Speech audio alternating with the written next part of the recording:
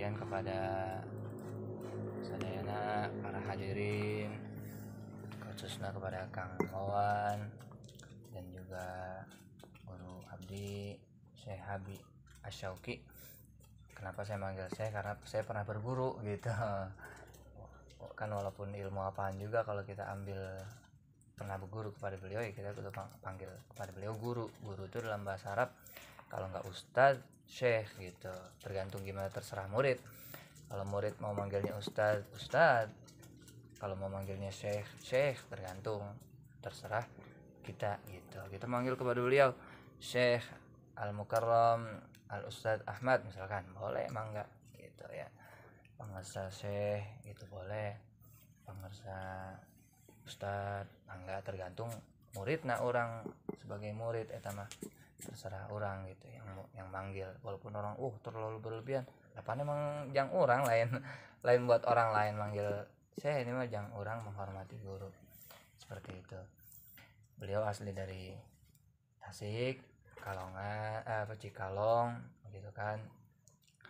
Ketemu pertama dengan beliau di Cibadak, kemudian orang ya sebisa-bisa menyebarkan ilmu, memakmurkan masjid, memakmurkan pesantren begitu kan. Kemudian juga ikut khataman zikir gitu kan ke pangersa Abah Asep di Cibadak, kemudian melu manakib di Cibadak, di Sukajadi, sami oge di imahna di masjidna musolana Abah Asep di Sukajadi. Alhamdulillah abdi pindah ka dieu 3 minggu yang lalu jadi melu ka dieu. Alhamdulillah, mudah-mudahan kecintaan orang atas dasar kecintaan kepada Allah, karena Allah, dengan Allah Subhanahu wa ta'ala. Karena kenapa bedanya cinta kepada sesama? Kalau bukan karena Allah itu, kalau kita cinta kepada seseorang karena sesuatu selain Allah, nanti kalau misalkan hal yang kita cintain itu yang kita harapin nggak terkabul, maka cinta kita hilang gitu. Tapi kalau karena Allah Subhanahu wa ta'ala, arek kumaha oge anu pika cinta ku urang ngecewakeun lah atau tetep we cinta karena Allah mah gitu ya. Makanya kata para habaib juga mengatakan cinta itu bahasa Arabnya saya lupa. Jadi jangan mengatakan kita cinta kalau kita tidak bukti dengan pengorbanan, karena cinta itu bukan hal yang nikmat, yang lezat. Cinta itu adalah hal yang bikin gak enak hati, bikin kita sumpek hati. Cinta itu zohirnya, padahal setelah nanti kita udah melalui itu, hati kita justru menjadi tenang, menjadi nikmat, menjadi lezat. Biasanya diawalinnya dengan berat dulu, karena kenapa? Rugi orang gitu. Zohiriah mah rugi orang, kata mah untung manehna pan gitu. Anjeunna mah untung, orang anu rugi. Tah eta cinta tah justru. Jadi awal masuknya secara akal tuh rugi we gitu. Orang ngedoakeun batur benci ke orang gitu kan. Nah, kan rugi secara zohirnya. Tapi itulah gerbang awal untuk mendapatkan kebahagiaan. Karena kebahagiaan ada pada cinta karena Allah, ada pada setelahnya. Kalau kita lanjutkan terus, nanti bakal ada pintu kebahagiaan gitu. Zohirianya awalnya harus dilawan. Rugi sabodo, rugi secara akal mah. Tapi yang namanya berbuat baik mah gitunya. Walaupun gak dibalas, walaupun segala macam, biar Allah aja udah yang orang digeloyorkan ke Allah Subhanahu wa ta'ala.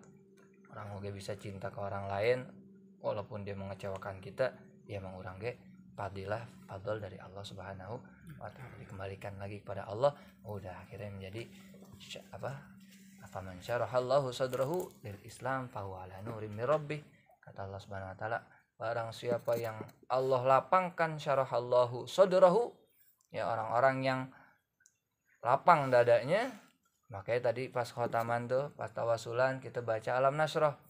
Nah kalau kata guru abdi teh, pun guru pegang dada orang teh, karena sodor diletakkan di dalam dada. Jadi ini dada hanya zohir dada, tapi di dalamnya ada sodar. Jadi bahasa Arabnya as-sodru, artinya dada. Di mana letaknya? Di sini. Nih, kita pegang nih. Nah, di bagian sini nih bagian dada nih.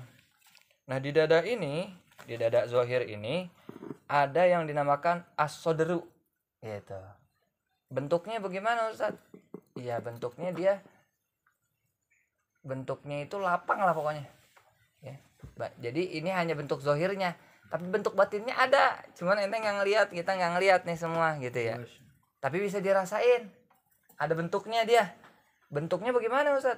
Ya bentuknya pokoknya sesuatu yang lapang dah. Gitu. Nah, ketika dia ini lagi nggak lapang, sodar kita ini lagi nggak lapang, maka ada yang menghalangi apa? Yaitu nafsu. Gitu. Nafsu orang tah anu ngahalangan lapangnya sodar. Karena kenapa? Sodar itu lapang.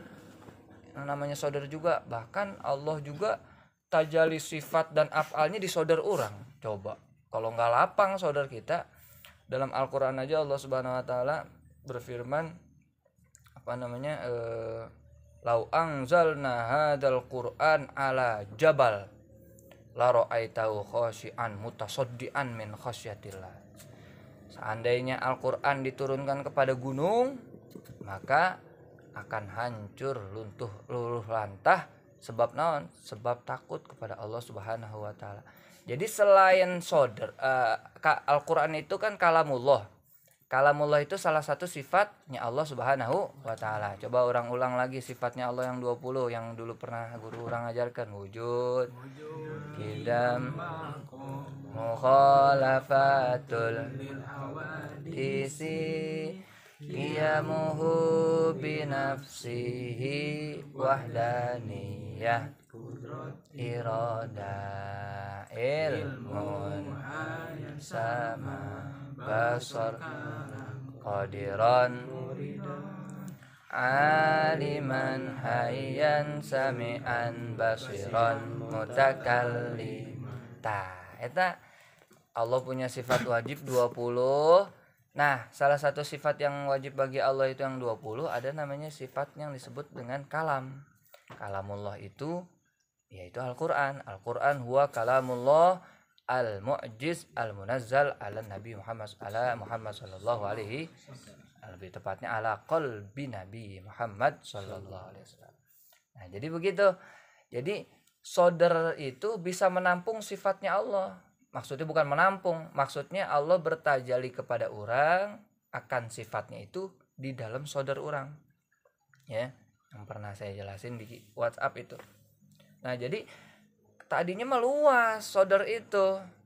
Sebab apa? Fahuwa ala nurin min rabbi. Sebab sodar itu luas karena karena daripada wasilah cahaya Rob, cahayanya Tuhan, ya, yaitu Allah Subhanahu Wa Taala.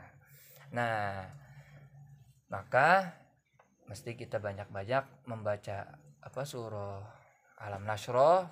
Kalau aslinya berapa kali pengersa Ustaz tadi itu ya? Alam Nasroh 500. Tuh, coba itu. Ya, itu kalau dibaca segitu makin luas. Emang aslinya luas, bukan makin luas. Maksudnya halangan-halangan anu bikin jadi sempit tuh bakal diangkat-angkat kok Allah Subhanahu Wa Taala. Makanya minta pas lagi baca Alam Nasroh, ya Allah angkat ya tah anu halangan sodar orang teh jadi sempit kieu tah dalam memandang sesuatu kan jadi sempitnya kalau sodar orang sempit mah 80 gitu.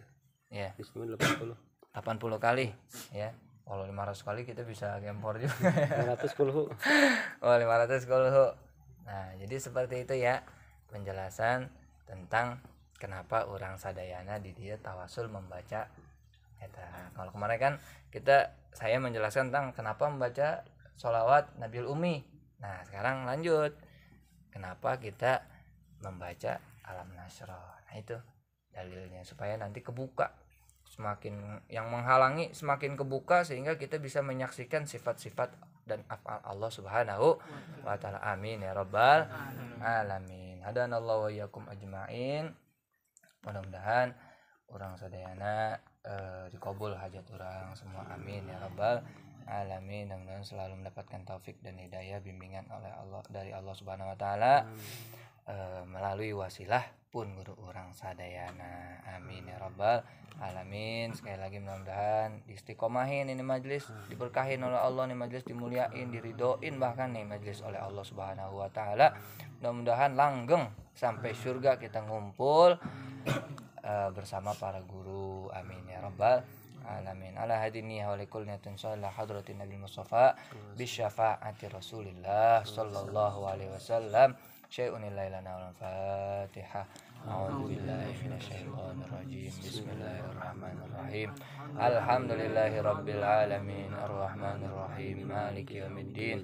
Iyyaka na'budu wa iyyaka nasta'in. Ihdinas siratal mustaqim. Siratal ladzina an'amta 'alaihim ghairil maghdubi 'alaihim waladdallin. Rabbighfirli wa liwalidayya wa lil mu'minin. Amin. Mohon dibukakan pintu maaf yang seluas-luasnya. Assalamualaikum warahmatullahi wabarakatuh. Waalaikumsalam.